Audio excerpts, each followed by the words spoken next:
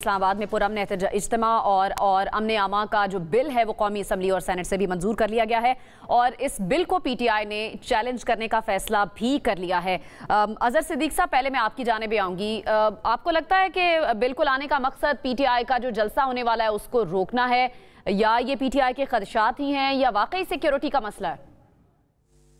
देखिए, एक बात तो मैं आपके सामने रख दूं, तारीखी तौर पर ना ये पाकिस्तान तहरीक इंसाफ के दौर के अंदर जब पंजाब के अंदर हुकूमत थी तो उस वक्त रेड जोन एक्ट हम लोगों ने तजवीज़ किया था। बड़ा बैलेंस एक्ट था वो, बिल्कुल पूरी दुनिया के अंदर जो है ना एहतजाज को रेगुलेट करने के हवाले से एक्ट है।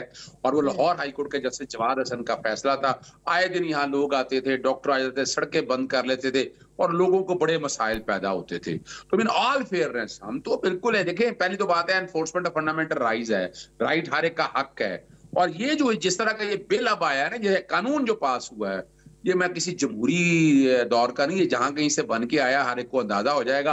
आज भी तहकीक कर ले, आ जाए, let's have a commission on this कि ये बिल किधर से बन के आया है और किनों की ख्वाहिश के ऊपर है, वो पता चल जाएगा आपको कि क्या क्या हो रहा है क्या नहीं हो रहा। अब ये जो कानून है ना, इस कानून में बेसिक 6 गलतियां हैं। पहली तो बात है कि इन्होंने हमें जलसा करने नहीं दिया। ये रिकॉर्ड के ऊपर 107 एनओसी हैं जो उन्होंने जारी की है, बाद में वापस ले रही है। इस्लामाबाद की आज तक ये 6 और 7 में, आज फिर उन्होंने अंदाजा लगाया एनओसी देने के बाद जगह फिर तब्दील कर दी। उनका ख्याल था कि जगह तब्दील करेंगे हम पीछे हट जाएंगे, हम कहेंगे जनाब अब नहीं करना, हमने जलसा फिर भी करना है। अब ये मकसद क्या है? मकसद ये है कि कल जलसा हो जाता है तो जलसे के अंदर कोई ना कोई गड़बड़ करने के बाद, हालात पैदा करने के बाद एक राह मुहार करनी है इन्होंने। और हम बड़ा एहतियात कर रहे हैं इस बात को। वायलेंस पे तो दूर दूर तक हमारा है ही नहीं। हमारा कहाँ है? हमने वो मोहतरमा बेनजीर भुट्टो की बहुत बड़ी शहादत थी, लेकिन हमने आज तक उस पर गिला नहीं किया। लोगों ने ट्रेनें जलाई, जलाओ गिराओ किया, क्या हाल किया। यहाँ 9 मई का वाकया हुआ आपके सामने, आज बैठ के हमें कोई जमहूरियत सिखाए, जमहूरियत अपने तौर पर देखे। आज़ाद साहब, जरा इस चीज पे बता दें जरा कि पीटीआई फिर इस सारी सिचुएशन के बाद एक बड़ा और कामयाब जलसा करने में कामयाब हो जाएगी? देखिए, मैं आपको बताऊंगा ना, मैं 22 अगस्त को लाहौर से इस्लामाबाद में गया था तो 12 जगह मोटरवे बंद थी। इस्लामाबाद हाईकोर्ट जाना था, 2.5 किलोमीटर पैदल चल के गया था। अभी क्रेनें लगना शुरू हो गई हैं, रास्ते बंद होना शुरू हो गए। जलसा हमने करना है। मुझे बैरिस्टर साहब की तरफ भी जाना है, बस जरा ये बता दें कि आप कामयाब जलसा कर पाएंगे इस सब सिचुएशन के बाद? देखिए, रिकॉर्ड जलसा होगा। इन्होंने रोकने की पूरी कोशिश कर, नोट कर लीजिए। और मैं आपको बता दूं कितनी तादाद होगी लोगों की, ये भी जरा बता दें अगर आप।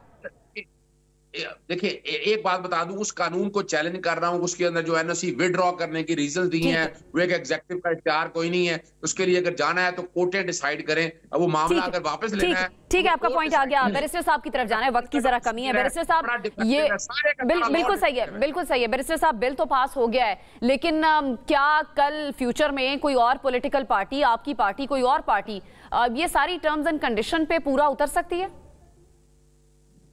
देखिए, मेरे ख्याल से सियासी इज्तिमात के ऊपर मिल बैठ के बेहतर होता कि इसमें अपोजिशन भी शरीक होती और ये कोई भी अगर बिल पास हो जाए तो हरफ आखिर नहीं होता। कल को अगर सबका इस पे इत्तेफाक होता है तो इसके लिए बेहतर असूल मुतय्यन किए जा सकते हैं, क्योंकि पाकिस्तान के अंदर एहतजाज जहाँ पे बुनियादी हक है वहाँ पे पाकिस्तान को आगे बढ़ने का भी हक है और लोगों के मुआशी हकूक भी उनका बुनियादी हक है। तो उसके लिए भी रियासत को कुछ सोचना है। जनरली सिक्योरिटी का मसला है या पीटीआई के लिए रुकावटें मजीद बनाई जा रही हैं?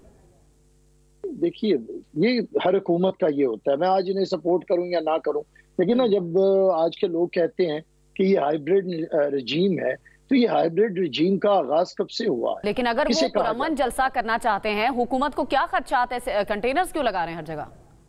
मुझे बात तो कर लेंगे। जी बिल्कुल, मैं तो कहता हूं कि राइट मिलना चाहिए, मैं नहीं ये बात कर रहा, लेकिन ये सारी हुकूमतें ऐसे करती हैं क्योंकि इन लोगों ने इसका हमेशा गलत इस्तेमाल किया है। इनका 9 मई के भी इनका देख लें कि जो इन्होंने मुल्क के अंदर दंगा फसाद किया, धरने के दौरान भी देखे जो लोग ये करते रहे और उठते ही नहीं थे और मुल्क को एक सामने से दो चार होना पड़ा और फिर ये उठे। तो मैं ये समझता हूँ कि कुछ चीजों को आपस में गुफ्तशनीद कर लेनी चाहिए। यानी यहाँ पे जमात इस्लामी जलसा कर सकती है, टीएलपी यहाँ पर आके बैठ सकती है, पीटीआई के लिए रुकावटें हैं?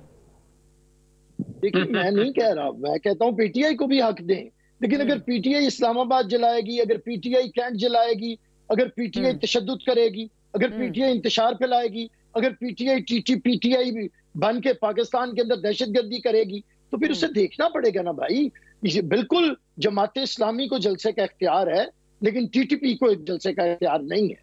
ये रियासत के कुछ फैसले होते हैं।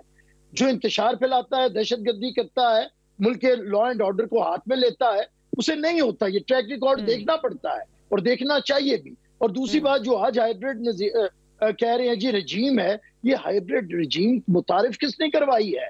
जो कहता था कि मैं वजीर आजम हूं, मैं कहता हूं फोन टेप होने चाहिए, मैं तो एजेंसियों को कहता हूं मेरे फोन भी टेप करे।